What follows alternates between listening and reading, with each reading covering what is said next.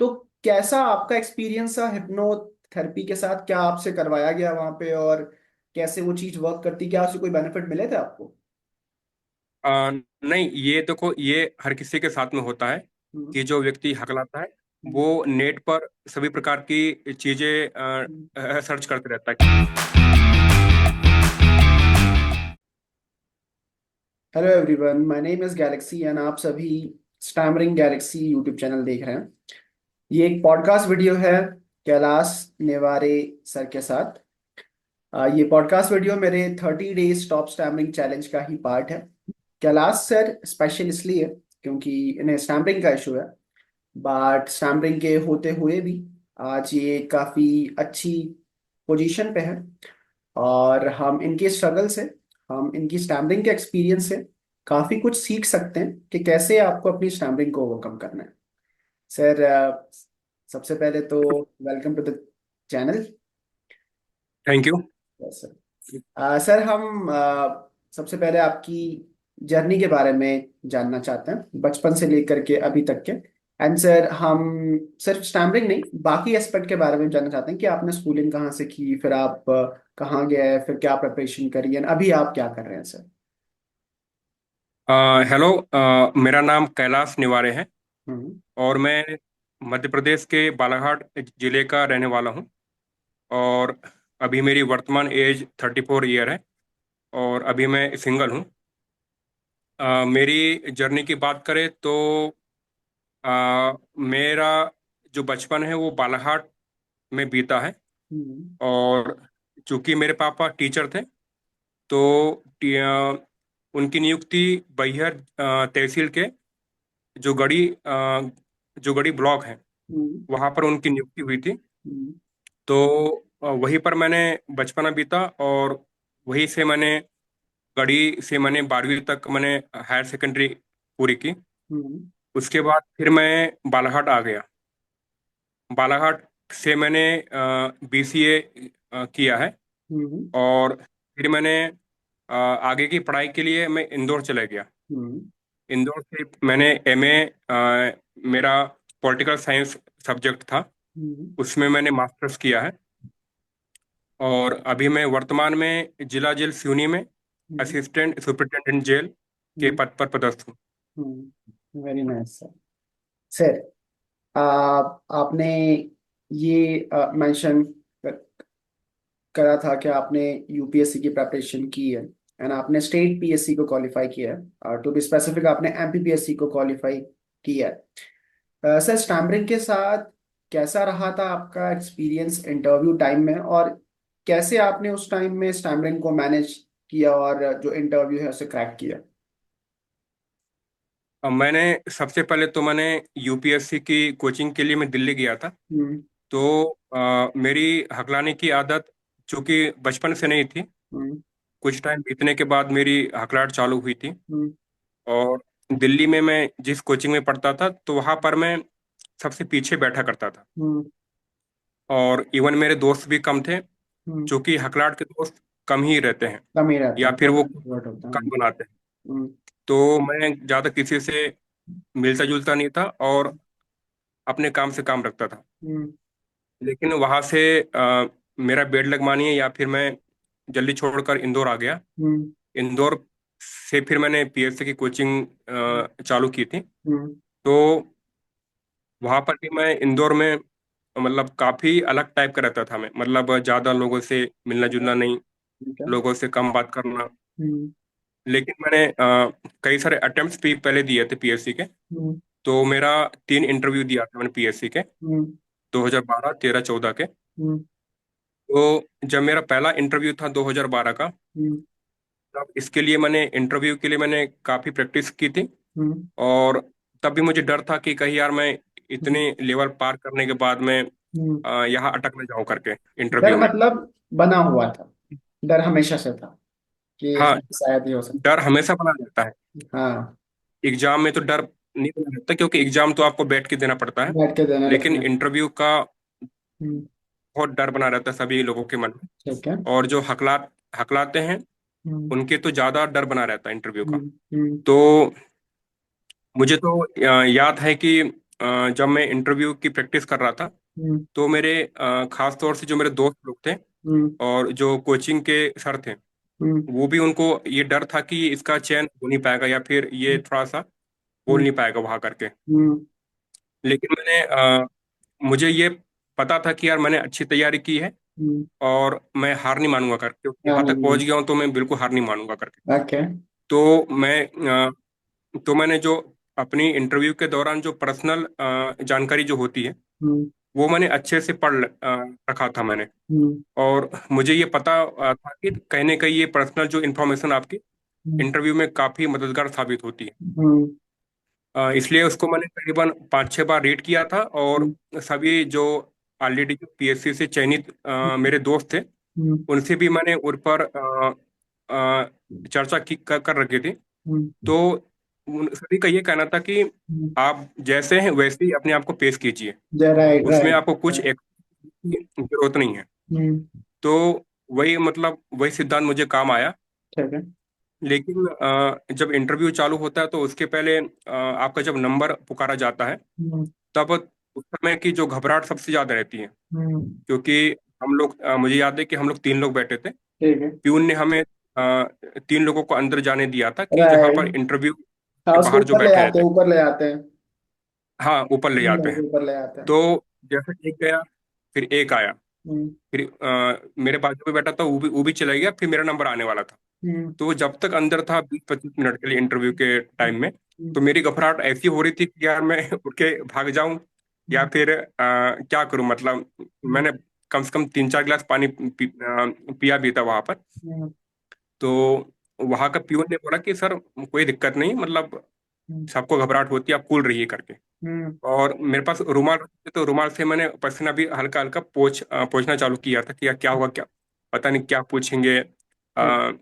मतलब क्या क्या क्या हम्म होगा अंदर की ऐसे नहीं कि हम्म आपको हम्म जेल हो जाएगी या मार डालेंगे। हम्म तो ऐसे सवाल रहते हैं कई बार। हम्म तो जब मेरा नंबर आया तो मेरी फिर घबराहट ज्यादा बढ़ गई थी। हम्म, जैसे प्यून आपका नंबर पुकारता है कि आप सर आपका नंबर है करके। राइट। हाँ। तो उस समय मेरी घबराहट ज्यादा बढ़ गई थी। हम्म तो मैंने एक एक लंबी गहरी सांस लिया हम्म और सीधा इंटरव्यू में चला गया। तो फिर जैसे ही मैं बैठा, तो उनको इंटरव्यूअर को आपके बारे में जानकारी पहले से प्राप्त हो जाती है कि राइट। आपका नाम है, आपको लेफ्ट। कहाँ से बैकग्राउंड है, क्या पता हो हम्म जाता है। हम्म तो उस समय याद है मुझे कि उनका लंच टाइम हो रहा था। हम्म और मेरे बैठने के पहले ही उनके पास में चाय और बिस्कुट आ चुके थे। हम्म तो उन्होंने मुझे कहा कि आप ये चाय लेंगे। मैंने बोला सर नहीं थैंक करके मैंने अपना कर दिया था। हम्म, फिर जो उसके इंटरव्यू के जो मेन चेयर पे बैठे रहते हैं, जो जैसे 5 लोगों का ग्रुप है, उनमें बोर्ड जो मेन मेंबर थर्ड, कौन थे आप, मतलब चेयरमैन कौन थे आपके साथ? मुझे याद तो नहीं है। एक मुझे याद तो नहीं है कौन थे अच्छा चेयरमैन। अच्छा, ठीक ठीक। हाँ। एक्चुअली उस समय मैं ये इंटरव्यू में जब ये फॉर्म भरते हैं नीचे की तरफ, हम्म, आपको आपकी करते वो सब बताते हैं कि हॉबी आपको वगैरह। 5 फोटो, हम्म आपको ये इसकी फोटो कापी लानी है, हम्म आपका ये जमा नहीं है। हम्म तो उसमें मैं ये पूछ भी नहीं पाया था कि कौन कौन से बोर्ड है, कौन कौन से, एक्चुअली क्योंकि 3-4 बोर्ड रहते हैं वहां पर। हम्म, और आपको ये पता नहीं होता कि आप किस बोर्ड में आप जाएंगे, राइट, पता नहीं होता है। पता नहीं होता। हम्म तो ये मैं पूछ नहीं पाया था क्योंकि मैं इतना हकलाता था। हम्म और वहां मुझे ये लगता था कि यार ये बंदा, आसपास अच्छे सारे लोग रहते हैं वहां पर आपके, हम्म तो आपको ये डर लगा रहता है जो हकलाता है कि यार ये कैसा बंदा है ये, मतलब नाम नहीं बता पा रहा है या फिर कुछ बोल ही नहीं पा रहा है। तो हम्म, तो उसकी वजह से मैं किसी को पूछ नहीं पाया कि कौन कौन मेंबर है, कौन कौन इसके चेयरमैन है करके। बोर्ड वगैरह तो में। हाँ, बोर्ड वगैरह के। हम्म तो जब मैं गया तो उनका लंच था। तो चलो कि कूल हो गया। और उन्होंने मुझे देखा तो मेरे चेहरे पर थोड़ा सा घबराहट थी, क्योंकि वो समझ जाते हैं हम्म कि यार ये बंदा, ये जो आया है, इसके इसके हम्म चेहरे पर घबराहट है थोड़ा सा हम्म ज्यादा, मतलब हम्म ज्यादा ये दिख रहा है डरा हुआ। तो बोले आप कूल बैठ जाइए बोले। हम्म तो उन्होंने मेरा नाम, एक्चुअली मुझे नाम बोलने में सबसे दिक्कत आती थी। हम्म तो ये अच्छा हुआ कि उन्होंने मेरा नाम पहले ही बोल दिया कि आपका नाम कैलाश निवारे करें। मैं और जी सर। हम्म, उसके बाद फिर मेरे उसके बाद बैकग्राउंड आपका से तो आता है। मुझे क्वेश्चन पूछते थे। और आप कहाँ से बिलोंग करते हो, तो बालाघाट के बारे में अधिकतर जानकारी पूछी गई। हम्म, बालाघाट में बांस की कितने प्रजाति पाई जाती है, हम्म, और बालाघाट में क्या क्या प्रसिद्ध है। हम्म, तो ये मैं जानकारी जो मुझे पता थी तो हम्म, उनको मैं आंसर देते गया, और जो मुझे नहीं पता थी तो मैं साफ मना कर दिया कि सर मुझे जानकारी नहीं है इस बारे में करके। हम्म, तो एक्चुअली बोर्ड के एक मेंबर बालाघाट का भी भ्रमण कर चुके थे, हम्म, तो उनको बालाघाट के बारे में काफी सारी जानकारी पता थी। हम्म, तो ये अच्छा हुआ कि उन्होंने मेरा मतलब बता उन्हें उन्होंने मुझे खुद बता दिया कि ये यहाँ पर है, ये यहाँ पर है करके। तो मैं समझ गया था कि ये जो बंदा है इंटरव्यू वाला, ये बालाघाट पहले जा बड़ा चुका है। है एक्सपीरियंस है। सर आपने मेरा कहा था कि आपने कुछ प्रैक्टिस वगैरह करी थी इंटरव्यू के लिए आपने क्या क्या प्रैक्टिसेस करी थी? क्या आपने कुछ मॉक इंटरव्यूज दिए थे? नहीं, मुझे इतना डर था पहले कि आज से 10 साल पहले हम्म, कि मैं जिस कोचिंग में मैं कोचिंग जिस कोचिंग में मैं जाता था कोचिंग के लिए, हम्म, तो वहाँ के इंटरव्यू में कभी नहीं दिया मैंने। हम्म, मैंने एक्चुअली मॉक टेस्ट दिया था, हम्म, और जो मेरे फ्रेंड जो सिलेक्टेड हुए थे पीएससी के दौरान, हम्म, तो उन्हीं से मैं चर्चा करता था कि क्या करना है, क्या नहीं करना, क्या पहनना है, क्या हम्म, क्या क्या मतलब आई कांटेक्ट कैसे करनी है। हम्म, और उसके बाद फिर मैं ढेरों प्रैक्टिस करता था, जैसे कि खुद को मतलब 1 घंटा जो बुक रीडिंग करना है, बुक रीडिंग कर। और इसके अलावा हम्म, बहुत सारे जो जो फ्रेंड से बात करना है, हम्म, ताकि मैं वहाँ कूल हो जाऊं मैं। वेरी तो ये नाइस। मैंने उसमें मुझे ज़्यादा पता नहीं था कि ये मतलब मॉक मॉक टेस्ट क्या होते हैं, मॉक प्रैक्टिस क्या होती है। ओके। तो मैं एक कोचिंग गया था, तो अ, एक कोचिंग गया था मैं वहाँ पर मॉक इंटरव्यू के लिए। हम्म, लेकिन मैं जैसे ही गया तो मुझे लगा कि यार मैं बोल ही नहीं पाऊंगा यहाँ पर। हम्म, और फिर मैं वापस आ गया। मैं गया, अपना अपना फॉर्म फिल किया मैंने, हम्म, और फिर मैंने वापस आ गया, फिर मैं गया ही नहीं मैं। ऐसा नहीं करना था। जैसे कि हाँ, तो मैं वही। आपको अपने एक्सपीरियंस के बारे में बताऊं, मैं फरवरी 2024 तक की बहुत स्टैमर कर रहा था। मेरा हम्म, मार्च में एग्जाम हुआ, मार्च, और 25 अप्रैल को मेरा इंटरव्यू था। उसके पहले मैंने 25 से 30 मॉक इंटरव्यू दिए। हम्म, लाइक इनफैक्ट एक ही कोचिंग में 3 3 मॉक इंटरव्यू दिए, 500 500 रुपये एक्स्ट्रा पे करके। और इतना अपने ब्रेन को हैबिचुअल बना दिया कि जब मेरा एक्चुअल इंटरव्यू था, to be very honest with you, जो मेरे साइड में लोग बैठे हुए थे, जिनको नॉर्मल जो स्पीकर थे, उनको घबराहट हो रही है क्या पूछा जाएगा, क्या होगा, ये वगैरह। मुझे आज भी याद है, मेरा जब इंटरव्यू नंबर भी आ गया था, मैं एंटर किया, there was no change in my heartbeat, nervousness, सब नॉर्मल था। गया, बोला, बाहर आया। एंड वो ऐसा नहीं हुआ कि वो मैं ये कि मैं बहुत कॉन्फिडेंट था, ये सब वगैरह। वो इसलिए हो पाया क्योंकि मैंने प्रैक्टिस बहुत कर ली थी। 25 से 30 मॉक इंटरव्यू। इनफैक्ट मैं यहाँ पे जो हॉस्टल में भी रहता हूँ, मैं पिछले मतलब जब मेरा इंटरव्यू था उसके 2 महीने पहले से रात में रोज आधे घंटे मॉक इंटरव्यू दे रहा था। तो इंटरव्यू इंटरव्यू इंटरव्यू इंटरव्यू उसने ब्रेन को इतना हैबिचुअल बना दिया कि उसके लिए काफी इजी हो गया वो चीज। तो नहीं, तो उस समय मैंने अपनी हकलाहट को छिपाता भी था, हाँ, मतलब छुपाते कि भी। कोई जान राइट, ना पाए। राइट, तो ये एक मेन कारक होता है राइट। किसी भी हकलाहट को, कि अपने आप को स्वीकार कर लेना। स्वीकार करना जब इम्पोर्टेंट। तक जब तक आप स्वीकार नहीं करेंगे तब तक ही आप अलग ही रहेंगे, और आप किसी से ज्यादा बातचीत नहीं करेंगे। और ये डर बना रहेगा कि आगे वाला व्यक्ति आपकी हकलाहट को पहचान नहीं पाए करके। तो ये उस समय का दौर था। अब तो काफी चेंजेस हो चुके हैं उसमें। हाँ। बट सर मैं एक चीज यहाँ पे मेंशन करना चाहूंगा। सर आपके साथ मुझे मतलब सीखने वाली बात ये है कि but still you are fighting with it. होता है ना सर कि फर्क नहीं पड़ता मैं कितना नर्वस हूँ, फर्क नहीं पड़ता कि मैं हाँ, कितना एंजाइटी आ रही है, आप गए, आपने इंटरव्यू दिया, आपने क्वालिफाई करा है। सो एट द एंड आपने उस चीज से लड़ा है। गिव अप करना, भाग जाना, ये एक सही चीज नहीं होती। एट द एंड आपने उसको ये फेस बात तो है। किया। हाँ, हाँ, ये बात तो है कि मेरे दिमाग में एक ही बात थी कि मुझे पीएससी क्लियर करना ही करना है। क्वालिफाई करना है, वो राइट। लोग चाहे कितने भी बोले कि यार तू इंटरव्यू में हाँ, हाँ, फेल हो जाएगी, या हाँ, इंटरव्यू में बोल नहीं पाएगी। राइट, तो राइट। वो मैं सुनता तो एक कान से बाहर निकालते थे। एट द एंड आपने उसको अब अचीव करा है, राइट।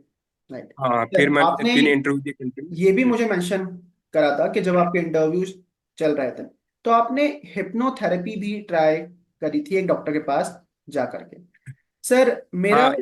खुद का ये मानना है कि कोई भी शॉर्टकट जो ये क्लेम करता है कि तुम्हारी स्टैमरिंग को कंप्लीटली खत्म कर देंगे, हिप्नोथेरेपी हो गया या फिर कोई मेडिसिन हो गया या फिर कोई एस्ट्रोलॉजी हो गया, वो सही नहीं है, वो एक सही मेथड है ही नहीं। राइट, तो कैसा आपका एक्सपीरियंस था हिप्नोथेरेपी के साथ? क्या आपसे करवाया गया वहां पे, और कैसे वो चीज वर्क करती, क्या उससे कोई बेनिफिट मिले थे आपको? नहीं, ये देखो, ये हर किसी के साथ में होता है हम्म। कि जो व्यक्ति हकलाता है हम्म। वो नेट पर सभी प्रकार की चीजें हम्म। सर्च करते रहता है कि क्या क्या करे। हम्म। तो उसमें एक मुझे ऑप्शन मिला था हिप्नोथेरेपी का। हम्म। और चूंकि इंदौर में कई हिप्नोथेरेपिस्ट हैं, डॉक्टर्स हैं हम्म। जो ये काम कार्य करते हैं। हम्म। तो उनके पास में गया था मैं एक, उनका मुझे नाम तो नहीं बताऊंगा मैं। हम्म। उनके पास में गया था हिप्नोथेरेपिस्ट के पास में। हम्म। तो जब मैं गया तो हालांकि अब पता नहीं ये जादू होता है या नहीं, पता नहीं, लेकिन मतलब मैंने पिक्चरों से भी सुन रखा था कि हिप्नोटाइज करके किसी भी व्यक्ति को हम्म। अपन को एक अपने कंट्रोल में कर सकते हैं करके। हम्म। तो मैं गया था तो उनकी फीस उस समय 5,000 रुपये थी, हम्म। 2 सेशन, अच्छा। 2012 की बात। हाँ। हाँ।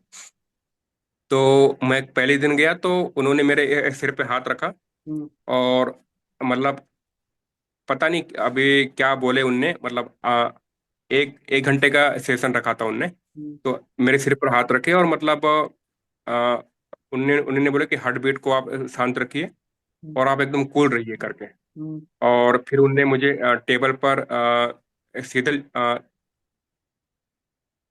लेटा दिया था। हम्म। और उसके बाद फिर मेरे दिमाग पर उन्होंने क्या क्या पढ़ा और मुझे कंट्रोल करने की कोशिश की, ब्रीथ पर आप कंट्रोल कीजिए करके। हम्म। और जबकि उसको मैंने ये बताया भी था डॉक्टर साहब को कि मुझे इंटरव्यू में जाना है, हम्म। तो आप कुछ ऐसा कर दीजिए। तो लेकिन मुझे लगता नहीं कि ये जो हकलाने की आदत है हम्म। 1-2 दिन में या 1-2 घंटे में ठीक होने वाली है। हम्म। लेकिन हर व्यक्ति ऐसा करता है। हम्म। लेकिन ये एक लंबी प्रोसेस है हकलाहट की। लंबी आपको प्रोसेस। अकेले नहीं हम्म। आपको लंबे अकेले नहीं रहना है, पहली बात तो। हम्म। और आपको हमेशा बोलते ही रहना है, हम्म। चाहे आप हकलाहट भी आ रही है तब भी आपको बोलते रहना है, हम्म। क्योंकि हकलाने वाला व्यक्ति कम बोलता है, ये मैंने यस। देखा है, बहुत यस। कम बोलता है, उसके बहुत कम फ्रेंड्स भी रहते हैं। हम्म। वो ज्यादा किसी से बातचीत नहीं करता है। हम्म। तो और अपनी हकलाहट को छिपाता भी है, ये हम्म। मेन बात है। हम्म। लेकिन उससे ज्यादा मुझे फायदा नहीं मिला, मैं 2 दिन का सेशन पूरा किया हम्म। और वापस आ गया। हम्म। तो मुझे तो ज्यादा फर्क नहीं पड़ा उससे। हम्म। और मतलब ये मेरे लिए बहुत बुरा मेरे लिए मतलब ये कहना चाहिए कि मुझे अपनी मतलब जो करनी थी ये मेरा सही नहीं रहा ये मतलब। उसके बाद फिर मैंने उसको मैंने छोड़ दिया था, फिर मैंने उनने कुछ बताया था मुझे। हम्म। तो मुझे फिर मैंने अपनी प्रैक्टिस जारी रखा हम्म। और पेपर पढ़ना जोर से, एक सामने व्यक्ति के साथ में बातचीत करना, हम्म। ये मैंने फिर शामिल किया धीरे धीरे। हम्म। तो जिससे मेरे 2 इंटरव्यू मेरे अच्छे गए थे फिर 2013-2014 के। बहुत बढ़िया ये हुआ। हुआ था मेरे। सर मैं like I am pretty sure कि इस वीडियो के कमेंट में बहुत लोग ये लिखेंगे कि सर तो बोलते काफी अच्छा है, क्या इनको एक्चुअली में इतनी स्टैमरिंग का इशू था? एंड सर मैं भी, जब हमारा ये स्टॉप स्टैमरिंग वर्कशॉप चल रहा होता है, जब हम आपसे बात कर रहे होते हैं sir, to be very honest, मैं लाइक आपको देखता हूँ जब बोलते हुए, आप एक एवरेज जो इंसान होता है जिसे स्टैमरिंग का इशू नहीं, आप उससे भी अच्छा बोल पाते हैं। सेंटेंस का फ्रेमिंग फ्लो काफी अच्छा है। एंड सर मेरा ये मानना है कि ये चीज नेचुरली नहीं हुई है। यस, नेचुरली हुई है, बट स्पेशली मतलब जब मेरा 4-5 महीनों में मैंने बहुत सारे लोगों से ऐसे बात की है जो जॉब में है। जैसे ये दीपक सर है उत्तराखंड से, वो जॉब में है। ऐसे ही एक अरविंद जी थे पुणे से, वो भी जॉब में है। आप भी जॉब में हो, आप लोगों को स्टैमरिंग का इशू है। पर मेरा ये मानना है कि आपका स्टैमरिंग इतना कम या इतना रिड्यूस इसलिए है क्योंकि आप जॉब कर रहे हैं। जॉब ना आपको एक डू और डाई सिचुएशन में डालता है जहां आपको करना बिल्कुल ही है। तो सर बिल्कुल आप बिल्कुल। एक हाँ। डिप्टी जेलर के पद पे पदस्थ है, तो इस पोस्ट पे रहते हुए सर आपको क्या काम करना होता है? कौन से ऑफिसर से इंटरेक्ट करना होता है डेली बेसिस पे? क्या वर्क होता है जहाँ पे एक, हाँ, जाना है, रिपोर्टिंग देनी है? कैसी कैसी सिचुएशन आपने फेस करी है इस पोस्ट पे होते हुए? अ, मैं ये बताना चाहूंगा कि इसके पहले मैंने दो जॉब भी करी है। हम्म। और दोनों जॉबों में मेरा बहुत बुरा अनुभव था। मतलब मैं हम्म। छुट्टी के लिए जाने के लिए भी मैं मतलब बोल नहीं पाता था मैं। हम्म। और मैं उनके फोन पर या टेक्स्ट मैसेज पर या व्हाट्सएप पर हम्म। ये लिख दे रहा था कि मैं छुट्टी जा रहा हूँ करके। हम्म। इतनी मेरी बुरी स्थिति थी, 2013-14 की बात है ये। हम्म। लेकिन फिर मुझे तो कंटिन्यू मेरे ये मेरी ये तीसरी जॉब है ना। तो हम्म। इस दौरान मैंने देखा कि यार मैं ये जो हकलाहट है मेरे फ्यूचर में मुझे लगता है कि आड़े आ रही है। हम्म। तो ये मेरे लिए बहुत बुरा अनुभव था कि मैं मुझे सब कुछ पता होते हुए भी इतना टैलेंटेड है मेरे पास में, तब हम्म। भी मैं अपने आप को अभिव्यक्त नहीं कर पाता। हम्म। हम्म। तो इसके लिए तो ये जो मेरे जो पोस्ट है अभी हम्म। सहायक जिला अधीक्षक की, हम्म। इसमें मेरे कार्य ये रहते हैं कि जेल में जो भी बंदी आते हैं हम्म। और उनका हेल्थ हेल्थ चेकअप करना, अच्छा। उनकी जो कोर्ट से जो आमद आई है, जो हम्म। कोर्ट से जो भेजते हैं है हम्म। ना कोर्ट के द्वारा, हम्म। उनकी आमद करना, रिहाई करना, ये हम्म। कार्य रहते हैं। और उनकी कंटिन्यू बेसिक करवाना, बेसिकल। क्योंकि ये कोर्ट का एक पार्ट रहता है। हम्म। और जो भी आदेश रहते हैं जेल मुख्यालय के या कोर्ट के, उन आदेशों को पालन करना, ये एक सहायक जिला अधीक्षक का कर्तव्य रहता है। हम्म। ये सब कार्य रहते hmm. Very nice sir. Sir like इसमें कौन से ऑफिसर से आपको इंटरेक्ट करना होता है डेली बेसिस पे? हैं। मैं ये बताना चाहूंगा कि जेल तीन टाइप्स की होती है। हम्म। मेनली जेल तीन टाइप्स की होती है। हम्म। एक तो केंद्रीय जेल है, हम्म। जो मध्य प्रदेश में 13 है। हम्म। उसके बाद में है जिला जेलें हैं, जो हम्म। हर जिले में एक होती है। हम्म। और उसके नीचे एक तहसील लेवल पर एक जेल होती है, उसको उपजेल बोलते हैं हम्म। या सब जेल बोलते हैं। हम्म। तो अभी मैं डिस्ट्रिक्ट जेल पर हूँ। हम्म। तो डिस्ट्रिक्ट जेल में अमूमन 300 से 500 कैदी रहते हैं। हम्म। तो इसमें जो टॉप पोस्ट होती है वो जेल सुपरिटेंडेंट की होती है। यस। जेल उसके बाद में डिप्टी जेल सुपरिटेंडेंट की होती है। हम्म। उसके बाद में हम लोग आते हैं, डिप्टी जेलर्स आते हैं। हम्म। ये पद रहते हैं। और नीचे हमारे हेड कांस्टेबल रहते हैं, कांस्टेबल रहते हैं। हम्म। और इसके अलावा ये वर्दीधारी पद के अलावा इसमें हम्म। सिविल स्टाफ भी रहता है, हम्म। जिनमें टीचर्स हैं, डॉक्टर्स हैं, हम्म। और अन्य जो रहते हैं वो भी रहते हैं इसमें। Hmm. Very nice. Sir last question है आपसे ये। आप को एक्सपीरियंस है स्टैमरिंग के साथ, आपने बीते 30 साल बिताए हैं, काफी कुछ आपको सीखने को मिला होगा स्टैमरिंग के साथ। एंड मैं तो मेरी भी एज अभी 23 हो चुकी है। ऑलमोस्ट 15-20 साल की मेमोरी है जब मैं हकला रहा हूँ। मैंने भी बहुत कुछ स्टैमरिंग के साथ देखा है होते हुए। तो क्या मैसेज आप देना चाहते हैं बाकी लोग जो इस वीडियो को देख रहे हैं कि कैसे स्टैमरिंग को ओवरकम करना चाहिए, आइडियली क्या नहीं करना चाहिए आपके अनुसार? अ, दो मेरे जीवन के सबसे बुरे अनुभव हैं। हम्म। एक में जब मैं इसके पहले जेल विभाग के पहले एक महिला एवं अ, बाल विकास विभाग में मेरी पोस्टिंग थी। हम्म। उस समय मैं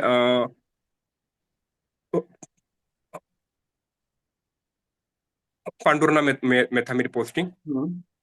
तो उस समय पांडुरना डिस्ट्रिक्ट नहीं बना था, वो छिंदवाड़ा जिले की तहसील थी। हम्म। तो उस समय एक एसडीएम आए थे, मयंक साहब थे, और आईएएस अफसर थे। हम्म। तो जब मेरा इंटरव्यू था 2014 का, हम्म। तो मैं उसमें जॉब भी कर रहा था और इंटरव्यू की तैयारी भी कर रहा था। हम्म।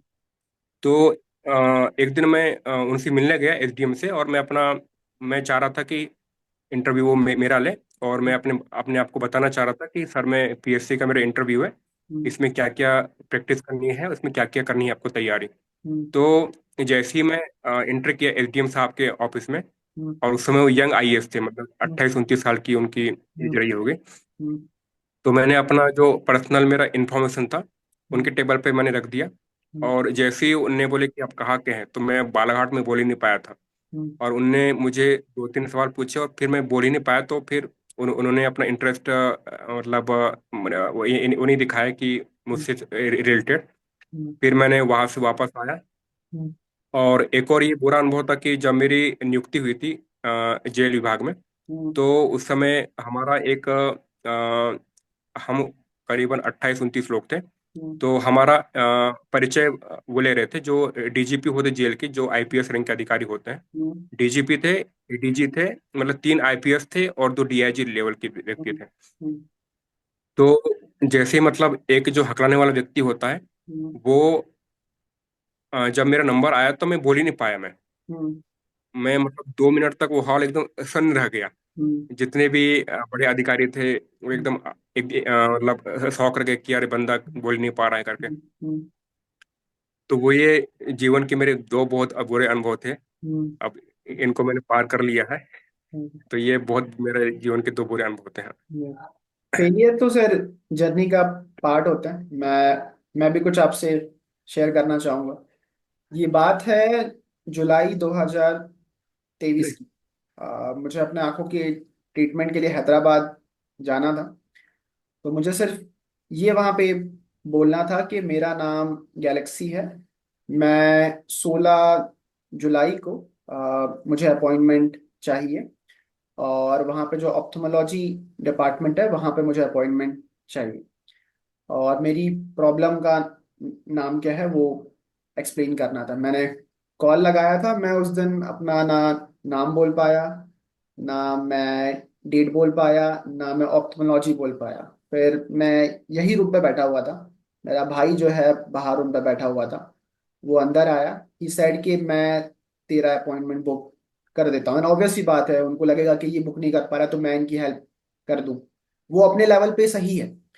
बट मेरे लेवल पे मुझे ये फील हुआ कि यार मुझे इन फ्यूचर एक ऑफिसर बनना है और मैं एक स्मॉल सा टास्क कंप्लीट नहीं कर पा रहा हूँ। सेम सर जब मैं कॉलेज में था, जब मैं पहले दिन कॉलेज गया था, मैं अपने पापा के साथ में कॉलेज गया हुआ था। मेरे पास एक सीनियर का नंबर था। मुझे उन्हें सी ट्री, वहाँ पे एक लोकेशन थी, मतलब हिंदू कॉलेज में इसको बोलते हैं केमिस्ट्री ट्री, एक पेड़ है।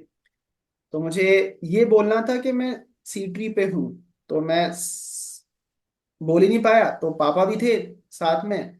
पापा भी लाइक कि बोलना चाह रहा है सी ट्री, बट वो तो आएगा ही नहीं। फिर पापा ने ही मुझे इग्नोर करा कि हाँ वो हो गया तो हो गया, अब आगे बढ़ते हैं ये वगैरह। तो ये 2018 की बात है। इनफैक्ट जब मैं कॉलेज चला था, तो जो रिक्शा होता है वहाँ पे, देशबंधु कॉलेज हो गया, हिंदू कॉलेज हो गया दिल्ली में। दिल्ली में जीडीपी नगर है। जीडीपी नगर से मैं रिक्शा पकड़ करके हिंदू जाना होता था मुझे। तो मैं हिंदू कॉलेज बोलता ही नहीं था, मैं बोलता था हंसराज कॉलेज। और हंसराज कॉलेज की जो अ, किराया था वो 20 रुपए था, हिंदू का 10 रुपए था। तो जैसे ही रिक्शा बीच में जा रहा होता था, मैं बोलता था भैया भैया भैया रोको रोको रोको रोको। और रोक करके 10 रुपए पे किया। बोला हंसराज, क्योंकि हिंदू नहीं बोल पाऊंगा। तो हंसराज बोला, तो हंसराज जा रहा है, बीच में रोका और 10 रुपए दे करके हिंदू जो है चले गए। तो ऐसे करके 2018 मतलब 18 में मैं किया करता था। एंड इनफैक्ट एक चीज होती है सिंहासन। मुझे लगा था कि सिंहासन करने से स्टैम्पलिंग ओवरकम हो जाएंगी। तो मैं एक पीजी में उस टाइम में रहा करता था। तो उस पीजी में मेरा एक रूममेट था यूपी का। तो मैं सुबह 5:30 बजे उठता था, ताकि मेरा रूममेट ना उठ जाए। तो 5 बजे उठ करके आधे घंटे में सिंहासन करता था। उस टाइम गर्मियों का सीजन था। तो कूलर ऑन होता था। कूलर ऑन होता था तो आवाज आती नहीं थी उतनी। तो 5:30 बजे उठ करके सिंहासन करता था, मतलब दहाड़ लगाना वगैरह, और फिर सो जाता था, ताकि वो आगे वाले को पता ना लगे कि मुझे स्टैमरिंग से ये बहुत सफर कर रहा है, या फिर उसको बहुत ज्यादा इश्यूज अभी भी आ रहा है। तो लाइक यस, फेलियर्स बहुत देखे। इनफैक्ट ऐसे बहुत सारे इंस्टेंसेस है जहां पे ये फील हुआ है यार मैं लाइफ में कुछ कर भी पाऊंगा या नहीं, मतलब इतनी स्टैमर क्यों हो रहा है। इनफैक्ट कुछ जब सर बुरा जब फील होता है, जब हम कुछ बेसिक बेसिक टास्क कंप्लीट नहीं कर पा, जो बहुत स्मॉल है। तो उसमें लगता है कि हमारा क्या इंपॉर्टेंस है। बट सर मैंने ये सीखा है, कहीं इंसान कोई वो काम करते जा रहा है, काम करते जा रहा है, एट द एंड वो अचीव कर लेगा। And same thing happen with miss है। मैं ऑनेस्टली बता रहा हूँ, मुझे कभी पता नहीं था कि मैं एक यूट्यूब चैनल खोलूंगा जहां पे मैं ये क्लेम करूंगा कि मैं 98% फ्लुएंट हूँ। मैं ये क्लेम करूंगा कि मैं स्टेट पीएससी के इंटरव्यू में दे रखा है, मैं काफी फ्लुएंटली बोला हूँ, मैंने इतने सारे इंटरव्यूज दे रखे हैं, अभी मैं पॉडकास्ट रिकॉर्ड कर रहा हूँ आपके साथ में। सो कभी इमेजिन नहीं किया था, बट ये हो रहा है। तो I feel good at the same time. मतलब मैं ये भी मैसेज देना चाहूंगा कि सबकी जर्नी में, चाहे वो कैलाश सर हो चाहे वो मैं हूं, सबकी जर्नी में फेलियर्स बहुत होते हैं। जो लोग सक्सेसफुल ज्यादा है उनके इसमें ज्यादा फेलियर्स होते हैं। एंड अभी भी जो मैं कर रहा हूँ, it's 30 days stop stammering challenge. May be मैं अभी आपसे बात कर रहा हूँ सर, काफी टाइम आप पा रहे हो कि मैं काफी टाइम स्टक कर रहा हूँ, थोड़ा बहुत स्टक कर रहा हूँ। So I can take it as a failure कि मैं स्टक क्यों किया, स्टक क्यों किया, स्टक क्यों किया।